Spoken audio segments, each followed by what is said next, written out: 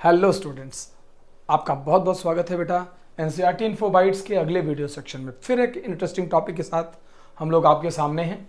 मिज़ल्सन and stall का experiment. आपको याद होगा कि इस एक्सपेरिमेंट के थ्रू ही मिज़ल्सन एंड स्टॉल ने पहली बार प्रूव किया था semi conservative nature of DNA replication.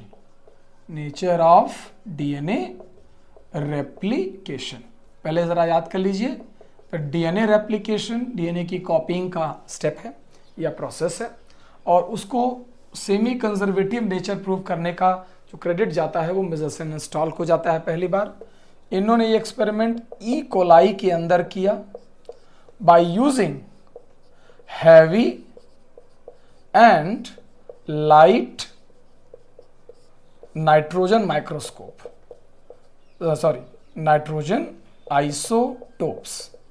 Let me tell you two things clearly. There are two isotopes of nitrogen, N14, N15. Medium से चूंकि ऑर्गेनिज्म नाइट्रोजन लेकर के अपने अंदर जेनेटिक मटेरियल या अदर प्रोटीन कंस्टिट्यूएंट्स जहां भी नाइट्रोजन की जरूरत है वो बनाता है। तो एनसीईआरटी में बल्कि लिखा भी है कि protein and other DNA and other compounds, protein including, इन्हीं से नाइट्रोजन लेकर के बनाता है। तो सबसे पहले मिज़ल्सन एंड स्टॉल ने क्या किया बेटा कि जो ई कोलाई है, Escherichia coli bacteria, grow in N15 generation.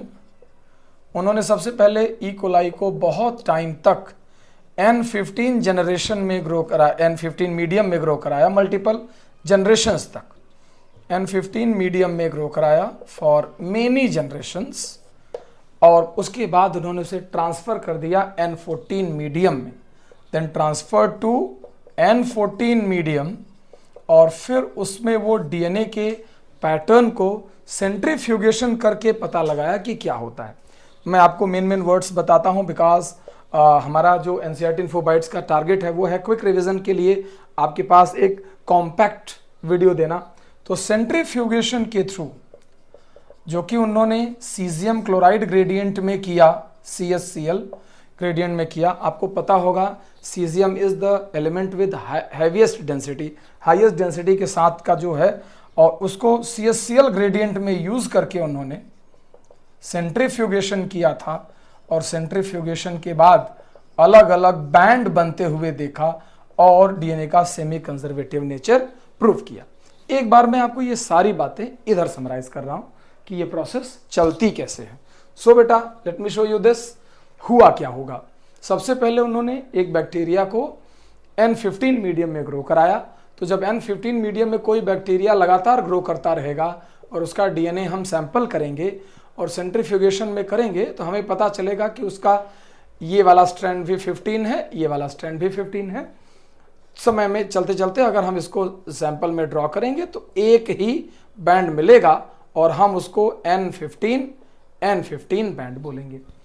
थोड़ी देर बाद जब हमने उसको 14 में ट्रांसफर कर दिया तो हमने क्या देखा कि इसी बैक्टीरिया के अंदर अब दो स्ट्रैंड अलग अलग हो गए। ये 15 वाले स्ट्रैंड हैं, लेकिन इन दोनों पर 14 का स्ट्रैंड बन करके तैयार हुआ। यानी अब इसके पास एक ही तरह का बैंड बनेगा, थोड़ा बड़ा बैंड हो जाएगा, लेकिन ये बैंड N14 बैंड है, हाइब्रिड बैंड कहते हैं। फिर हमने बैक्टीरिया को अगेन 20 मिनट बाद, चूंकि एक जनरेशन के बाद, एक जनरेशन 20 मिनट की होती है, फिर हमने सेंट्रीफ्यूगेशन किया। हमने निकाल के देखा अब ये 4 स्ट्रैंड अलग अलग हो चुके हैं, जिसमें से 2 स्ट्रैंड 15 के थे डॉक्टर्स और 2 स्ट्रैंड 14 के थे। अब इन सभी पर 14 बन गया है। दूसरी बार 14 और 14। अब अगर आप यहां आकर चेक करेंगे तो आपको यह पता चलेगा कि अब इसके मीडियम में 2 स्ट्रैंड बन चुके हैं, लाइट वाला अलग, हाइब्रिड वाला अलग। यानी एक स्ट्रैंड N14 बना है, जबकि दूसरा स्ट्रैंड N14 बना है। ऐसे ही अब आपको मैं टास्क दे रहा हूं कि 40 मिनट बाद क्या होगा वो निकाल कर देखिए, और आपको धीरे धीरे पता चल जाएगा कि कैसे यहाँ पर 100% हैवी डीएनए, फिर यहाँ वो 50% बचा, फिर यहाँ वो 25% बचते हुए दिख रहा है, और आप इसको समझ पाएंगे कि हैवी डीएनए का अमाउंट कैसे घटता जा रहा है। And this process can be explain through semi conservative method of DNA replication. Take care बेटा।